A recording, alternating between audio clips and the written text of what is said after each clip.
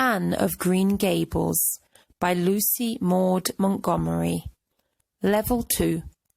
Retold by Rachel Hartwright. Chapter 1. Anne arrives in Avonlea. One fine spring afternoon in Avonlea, Mrs. Rachel Lynde sat by her kitchen window. She often sat there because she could see the Avonlea road very well from there. A man with a horse and buggy came up the road. It was Mrs. Lynde's neighbour, Matthew Cuthbert. "Where's Matthew going?" thought Mrs. Lynde in surprise. "It's 3:30 in the afternoon, and he has a lot of work on his farm. Where's he going, and why is he going there?" Matthew Cuthbert lived with his sister, Marilla, in Green Gables, a large old house near Mrs. Lynde's home. Later, Mrs. Lynde walked to Green Gables. Marilla Cuthbert was busy in the kitchen. She was a tall, thin woman with grey hair. Marilla wasn't young or pretty, and she didn't smile very much, but she had a kind heart. She wasn't surprised by Mrs. Lynde's visit. "Hello, Marilla," said Mrs. Lynde. "I saw Matthew on the road. Where's he going?" "To Bright River Station," answered Marilla. "We're getting a little boy from an orphanage in Nova Scotia.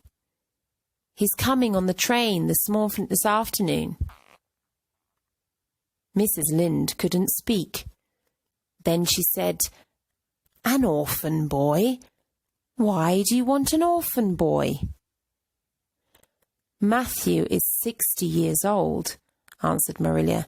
"His heart isn't very good. He wants a boy to help him on the farm." "We heard about Mrs. Spencer at White Sands. She's getting a little girl from the orphanage. Matthew and I want a little boy. Mrs. Spencer went to the orphanage today. She's bringing a boy back on the train, and she's going to leave him at the station. Matthew will meet him there." "I think you're doing a very stupid thing, Marilla," said Mrs. Lynde. "You're bringing a strange boy into your house. You don't know anything about him. I read in the newspaper about an orphan, this child that lived with a Canadian family. The child lit a fire one night, and the whole family died. But it was a girl, not a boy." "But we're not getting a girl," said Marilla.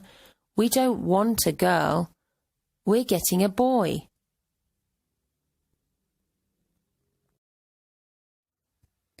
Bright River Station was about 12 kilometres from Avonlea.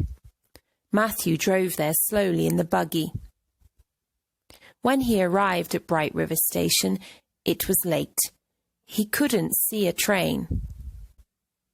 There was only one person at the station, a little girl about 11 years old. She was very thin, with large grey eyes and long red hair. She wore a short, ugly dress and carried an old bag. When she saw Matthew, she smiled. Then she put out her hand. "Are you Mr. Matthew Cuthbert of Green Gables?" she asked. "I'm from the orphanage. Mrs. Spencer brought me here." Matthew took the child's hand. "There's a mistake," he thought.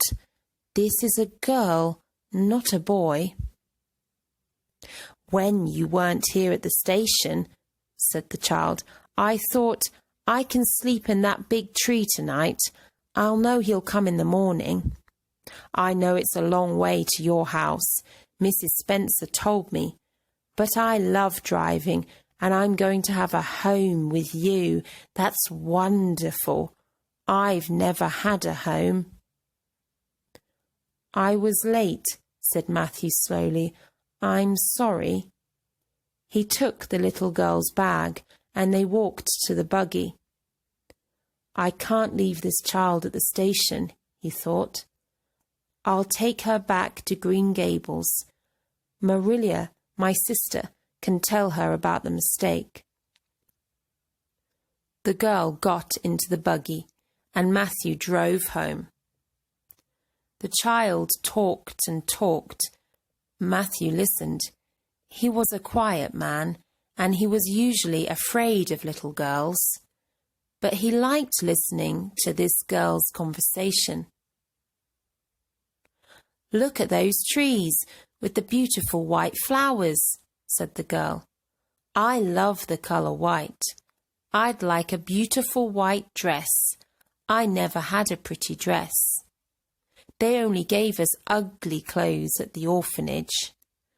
I know I'm going to be very happy with you, but one thing makes me sad. Look at my hair. What colour is it?" "Isn't it red?" asked Matthew. "Yes," said the little girl sadly. "It's red. I hate my red hair."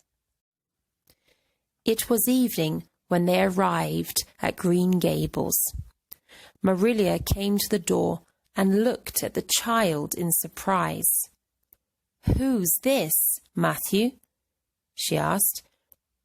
"Where's the boy?" "There wasn't a boy," said Matthew unhappily. "There was only her. I couldn't leave her at the station." "No boy?" said Marilla. "But we asked Mrs. Spencer for a boy." You don't want me?" cried the girl suddenly. "You don't want me because I'm not a boy? Oh, what shall I do?" "Don't cry," said Marilla. "We can't send you back to the orphanage tonight.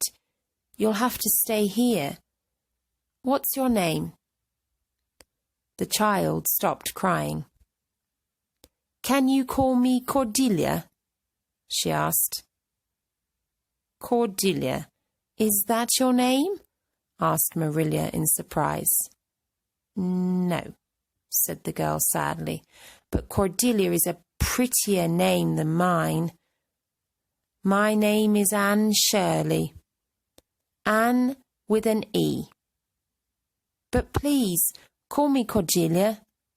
"No," said Marilla, but she smiled.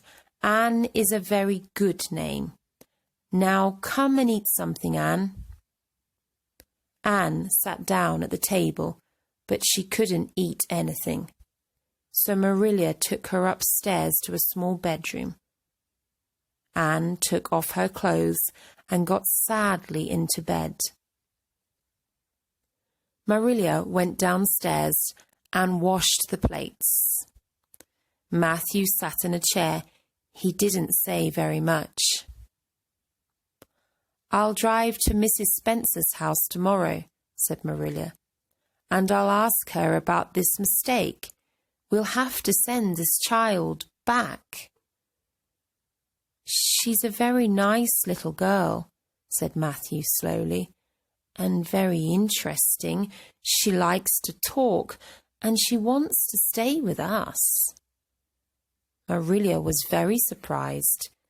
"But Matthew, she can't stay here," she said. "A girl can't help you on the farm."